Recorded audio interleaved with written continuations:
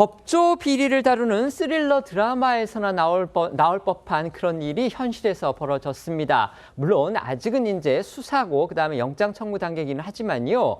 현직 부장판사가 지역 로펌의 변호사로부터 수천만 원 상당의 금품 등을 받고서 재판 결과를 바꿔줬다.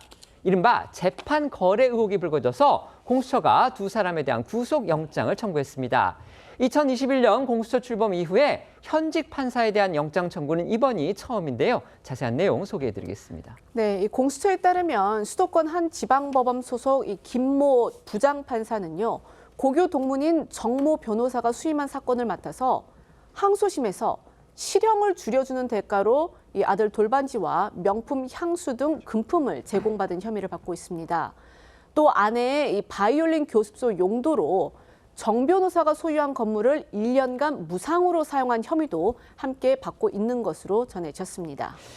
주목할 부분 두 사람이 전북의 한 고등학교 선후배 사이라는 겁니다. 김 부장판사가 2023년 그 지방의 한 법원으로 자리를 옮긴 이후에 이 지역에서 활동하던 정 변호사와 친분을 쌓은 것으로 전해졌습니다. 네, 공수처는 김 부장판사가 뇌물의 대가로 1, 2년 동안 정 변호사가 수임한 20여 건의 사건에서 항소심 형량을 낮춰주는 방식으로 이른바 재판 거래를 했다고 의심하고 있습니다.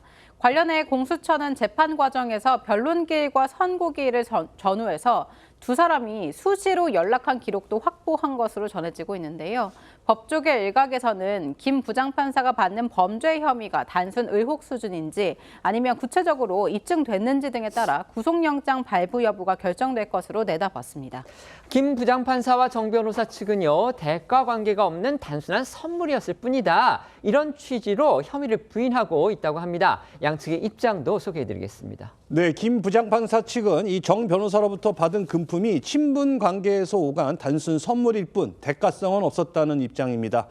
정 변호사 측 역시 이 건물 무상 사용 의혹과 관련해서는 이 임대차 계약을 진행하던 중 이 계약이 파기된 것일 뿐 실제 무상 사용은 없었다고 해명했습니다.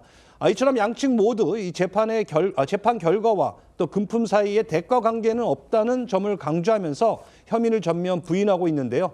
두 사람에 대한 구속 전 피의자 신문은 이번 주 주말이나 다음 주 초 서울중앙지법에서 열릴 예정입니다. 현직 부장판사에 대한 구속영장 청구 흔히 볼 수 있는 일 아니죠. 상당히 이례적인 일이다 이렇게 볼 수 있습니다. 가장 가까운 예 10년 전에 현직 판사의 구속영장이 청구된 그런 사례가 있었습니다. 네, 이 현직 판사가 직무 관련 금품 수수 혐의로 구속영장이 청구된 건 지난 2016년 이른바 정운호 게이트 이후 10년 만입니다. 당시 김수천 부장판사는 각종 청탁대가로서 1억 8천만 원 상당 금품을 받아 징역 5년형을 선고받았습니다. 앞서 2015년에는 명동 사채왕 사건에 연루된 최민호 부장판사가 2억 7천만 원을 받은 혐의로 해서 징역 3년형을 선고받았습니다.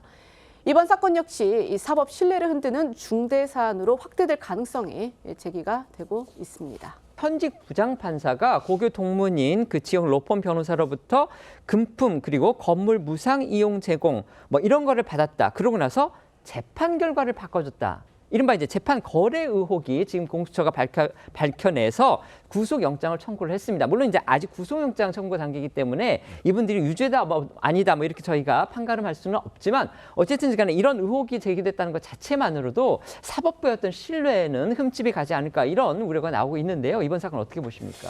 당연하죠. 이런 의혹을 현직 부장판사가 받고 있다는 그 자체만으로 판사 믿을 수 있느냐? 그렇잖아도 판사와 관련한 여러 가지 의문들이 많았었는데 이제 그런 걸 확인시켜주는 대목이긴 하지만 지금까지 언론 보도를 보면 지금 이제 금품이 오간 건 맞는 것 같고요. 네네. 그 금품의 성격과 관련해서 양측이 엇갈리고 있는 거 아니겠어요? 그렇습니다. 더군다나 이제 또 지금 재판 거래 의혹은 이게 한두 건이 아니고 지금 20건이나 된단 말이죠. 네네. 그러면 20건이 되는 것이 지금 언론 보도만 나고서 뭘 얼마를 어떻게 줄여줬는지 같은 것들이 명확하게 나오지 않지만 공수처가 적어도 이걸 재판 거래 의혹까지 의심을 하고 있는 단계라고 본다면 네. 통상적이지 않은 정도의 그 2심의 형량 줄이기 이런 것들이 있었던 것 아니냐 이렇게 짐작이 돼요. 네, 그래서 만약에 그 보통의 법조인들 보면은 알 수 있을 테니까.